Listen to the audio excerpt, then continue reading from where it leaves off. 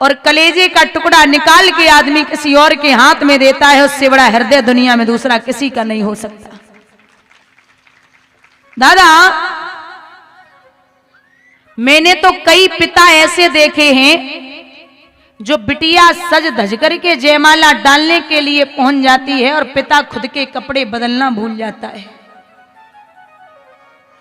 आप किसी के यहां भी भोजन करने जाओ और भोजन अच्छा न बने तो आप कह सकते हो, लेकिन अगर कोई बाप अपनी बेटी का विवाह कर रहा है और उसमें भोजन में कुछ गड़बड़ी हो जाए तो आपको बोलना नहीं है। पिता उस दिन के लिए पूरे जीवन भर कमाता है, मैं अपनी बिटिया के विवाह में बहुत अच्छा करूंगा। और राजा हिमांचल ने बिटिया को सब दिया। मैंने शायद पहले दिन आपको बताया था कि बेटियां किसी को ऐसा नहीं है कि सताती हैं या परेशान करती हैं, इसलिए बेटियां बुरी लगती हैं। दहेज के चक्कर में बेटियां कभी कभी लगता है कि बेटी है, दहेज कहां से आएगा। मैं निवेदन करती हूं माताओं, बहुत ध्यान से सुनना। एक बाप के 3 बेटियां, बाप अपनी बड़ी बेटी की शादी कर रहा था तो दामाद बारोठी पर उठ गया, बोले हमें 4 व्हीलर चाहिए, 4 पहिए की गाड़ी। बाप ने जवाब दिया मेरी 20-25 हजार रुपए की नौकरी है, अगर मैं आपको दूंगा तो 2 बेटियां और हैं, उनको भी देनी पड़ेगी। लेकिन दामाद जिद कर गया, बोले अगर आपने गाड़ी नहीं दी तो मैं बारात वापस ले जाऊंगा। बाप ने अपनी पगड़ी सर से उतारी और दामाद के चरणों पर रख दी, एक बार निभा लो, जब हमारे पास पैसा आ जाएगा तो मैं जरूर गाड़ी दिलाऊंगा। लेकिन दामाद नहीं माना। बेचारे लाचार पिता ने यहां वहां से धन इकट्ठा किया, दामाद को गाड़ी दी। बुजुर्गों, जब विवाह हुआ तो दामाद जी अपनी बहू को लेकर के, पत्नी को लेके घर पे आए तो उनके लड़के के यहाँ की एक रस्म थी कि जब विवाह हो जाता था तो अपनी बहू को लेकर के मंदिर जाते थे। जो गाड़ी दहेज में मिली थी उसी गाड़ी में उस अपनी पत्नी को बिठाया और मंदिर जा रहे। इतनी गाड़ी स्पीड में है, इतनी स्पीड में है, पत्नी बार बार रोक रही, महाराज धीरे चलिए, आपको इतनी चलानी नहीं आती, कल ही तो गाड़ी मिली है। अब दादा खुद के बाप को पैसा लगो होवे तब तो वे धीरे चले हैं, खुद के बाप को तो लगो ना। गाड़ी स्पीड में है, मंदिर के सामने एक भिखारी सड़क पार कर रहा था, पैर नहीं थे, विकलांग था, गरीब था, भीख मांग रहा था। जब तक साहब ने गाड़ी कंट्रोल की तब तक भिखारी के छूने से बची। साहब ने अपनी गलती ना मानी, जोरदार खिड़की खोली और जवाब दिया, क्यों रे, लंगड़ा तो है ही, अंधा भी हो गया, इतनी बड़ी गाड़ी तुझे दिखाई नहीं दी? अगर गाड़ी टूट जाती तो हरजाना कौन तेरा बाप देता? तू मर जाता तो तेरे रोने वाले नहीं थे, अगर गाड़ी टूट जाती तो क्या होता? भिखारी हाथ जोड़ रहा, साहब गलती हो गई, माफ कर दो। ऐसे कैसे माफ कर दूं? पत्नी ने 100 रुपए निकाले और भिखारी को दे दिए। अब तो साहब और आग बबूला, बोले तेरे जैसे लोगों ने ही भिखारियों के दिमाग खराब किए हैं, इसे पैसे देने की क्या जरूरत थी, चल पैसे वापस ले। पत्नी ने पति का चेहरा देखा और बोली, जुबान संभाल के बात करिए, ये तो रोड का भिखारी है, इसके पैर नहीं है तभी ये भीख मांग रहा है, और तुम्हारे तो पैरों सही सलामत है, घर से ठीक ठाक हो, तुम हमारे बाप से मंडप के नीचे बैठ के भीख में गाड़ी मांग रहे थे, तुम्हें शर्म नहीं आई? तुम हमारे बाप से भीख में गाड़ी मांग रहे थे, तुम्हें शर्म आनी चाहिए। चाहे वो रोड का भिखारी हो, चाहे वो मंदिर के अंदर खड़ा होने वाला भिखारी हो, चाहे वो मंदिर के बाहर खड़ा होने वाला भिखारी हो, चाहे वो मंडप के नीचे बैठने वाला भिखारी हो, भिखारी सभी क्वालिटी अलग अलग है। बोलिए गोविंद भगवान की। एक विद्वान ने लिखा है, ओ दहेज के ठेकेदारों, तुम्हें अकल कब आएगी? ये दहेज की बीमारी भारत से किस दिन जाएगी, ये दहेज की बीमारी भारत से किस दिन जाएगी।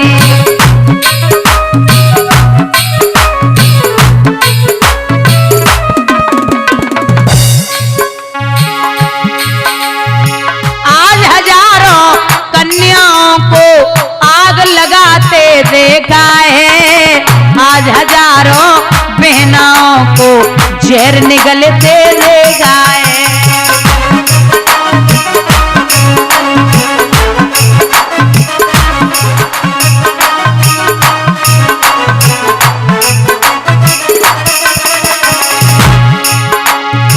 आज हजारों बहनाओं को ट्रेन से कटते देखा है, आज हजारों अबलाओं को फांसी लगाते देखा है।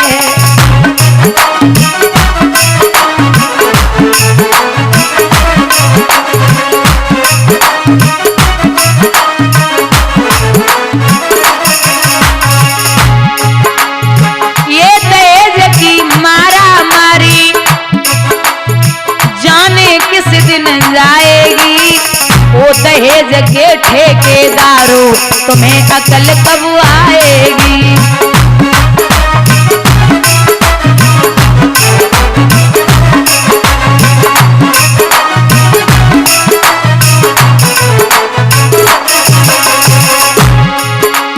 ओ दहेज के ठेकेदारों तुम्हें अकल कब आएगी, ये दहेज की बीमारी भारत से किस दिन जाएगी।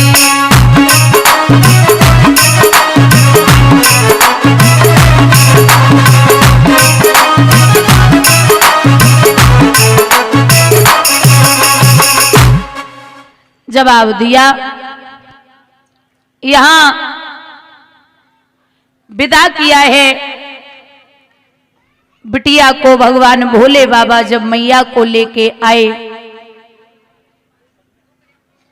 तो कैलाश पर्वत पर पहुंचे, मैया ने जवाब दिया, आपने पिछला जन्म जैसे तैसे मैंने काटा, लेकिन अब मैं ये चाहती हूं कि आप महल बनवाओ। बुजुर्गों, सोने के महल बनवाए गए विश्वकर्मा के द्वारा। उन सोने के महलों का गृह प्रवेश करवाने के लिए आए विश्वशर्मा ब्राह्मण। विश्वशर्मा जो रावण के पिताजी हैं। रावण उस समय छोटा था, समझदार था बस, तो रावण उंगली पकड़ के साथ में आया, तो विश्वशर्मा ने पूजन कराया, गृह प्रवेश कराया। सोने के महल हैं, बड़े सुंदर हैं। अब जब सोने के महलों को रावण ने देखा तो अब दक्षिणा की बारी आई, तो पंडित जी से पूछा गया कि दक्षिणा में क्या चाहिए। रावण धीरे से पिताजी से बोला, पिताजी धोखा मत खा जाना। बोले क्यों? बोले पिताजी इससे अच्छा मौका नहीं मिलेगा, ये हैं भोले भंडारी, जो भी मांगो सब मिलेगा। आप एक काम करिए, ये सोने के महल हमें बहुत बढ़िया लगे, नहीं मांग लो। तो बोले ठीक है। उन सोने के महलों को रावण ने जब मांगा तो प्रभु ने उन सोने के महलों को रावण को दे दिया। उन्हीं महलों का नाम पड़ा है लंका। बोलिए गोविंद भगवान की। भगवान बोले हमारा तुम्हारा गुजारा कैलाश पर्वत पर ही होगा, इसलिए महलों की इच्छा ना करो। ठीक है। इस प्रकार से अपना जीवन यापन करने लगे। श्री सूत जी वर्णन करते हैं, शौनकादिक ऋषियों, बड़ा पावन प्रसंग उठता है, सृष्टि का निर्माण कैसे हुआ। सृष्टि का निर्माण कैसे हुआ। हम और आप किसकी संतानें हैं? भगवान विष्णु की नाभि से कमल, कमल से ब्रह्मा, ब्रह्मा की दो संतानें पैदा हुई हैं, मनु और शत्रुपा। मनु और शत्रुपा की 5 संतानें पैदा हुई, 3 बेटियां और 2 बेटे। 3 बेटियां हैं, आकुति, देवहूति और प्रसूति, और 2 बेटे हैं, उत्तानपाद और प्रियव्रत। बहुत ध्यान देना दादा, उत्तानपाद हम उसे कहते हैं जिसका उत्तम पद समाज में होता है, वही उत्तानपाद होता है। ये अयोध्या नगरी के राजा हैं। हम अयोध्या उसे कहते हैं जिस राज्य को कभी भी किसी भी राज्य ने युद्ध में न जीत पाया हो, उस नगरी का नाम है अयोध्या। पत्नी है जिसका नाम है सुनीति। हम सुनीति उसे कहते हैं जिसकी सुंदर नीति हो और जो घर परिवार में नीति चाहती हो। जो एक बेटी है इनकी,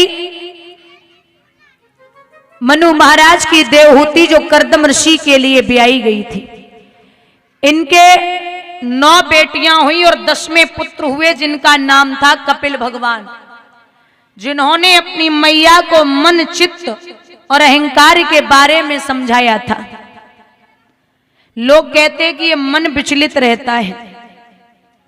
आपको अगर मन को वश में करना है तो मन को सत्संग में लगाइए और इंद्रियों को वश में कीजिए।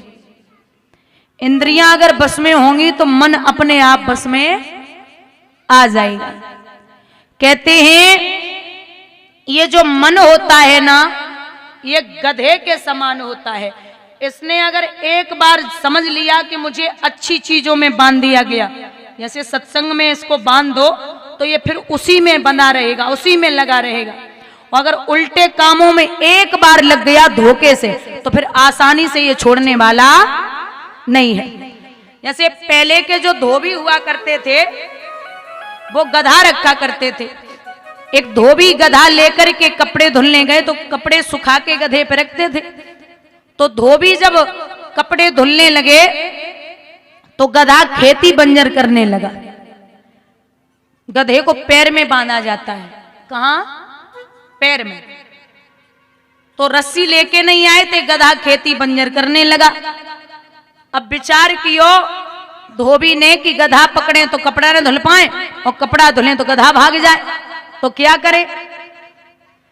बैठ के रोने लगे। उधर से एक संत आ रहे थे। मैंने पहले भी बताया कि संत जो असली होता है उसके पास हर एक चीज का समाधान होता है। तो संत जी पूछने लगे क्या बात हो गई? जवाब दिया, अब महाराज अगर गधा पकड़े तो कपड़ा न धुल पाए और कपड़ा धुले तो गधा भाग जाए, क्या करें? धीरे से कान में एक बात कही और चले गए। तो धोबी ने जिस पेड़ से रोज गधे को बांधता था, उसी पेड़ से और गधे के पैर तक 7 बार हाथ घुमाया सीधा। अब गधा तो गधा, बाय लग रहे हो जे बांध रहे हमें रोज की तरह, है ना? तो खड़ा हो गया। खड़ा रहा। धोबी ने कपड़े धुले, सुखाए, अब गधा पे रखे और बाय खूब मार रहो, लेकिन गधा चले ना रहो। अब परेशान महाराज अच्छी अकल बताए गए, चलियो ना रहो। संत जी लौट के आ रहे थे, बोले क्या हो गया? महाराज आप अच्छी अकल बता गई, ये गधा चल ही नहीं रहा, इसको पता नहीं क्या हो गया। संत जी बोले अरे ओ मूर्ख, उसको लग रहा है कि तूने बांध रखा है। 7 बार पहले सीधा हाथ घुमाया था, अब 7 बार उल्टा घुमा दे। जैसे ही उल्टा हाथ घुमाया गधे ने चलना शुरू कर दिया। ऐसे ही मन होता है, अगर अच्छे कामों के लिए बांध दोगे तो ये बना रहेगा, और बुरे में एक बार लग गया तो फिर ये संभलने वाला नहीं है। बोलिए गोविंद भगवान की। यहां मैया को मन, चित्त और अहंकार के बारे में समझाया। बड़ी पतिव्रता औरत है मैया सुनीति। इतनी पतिव्रता है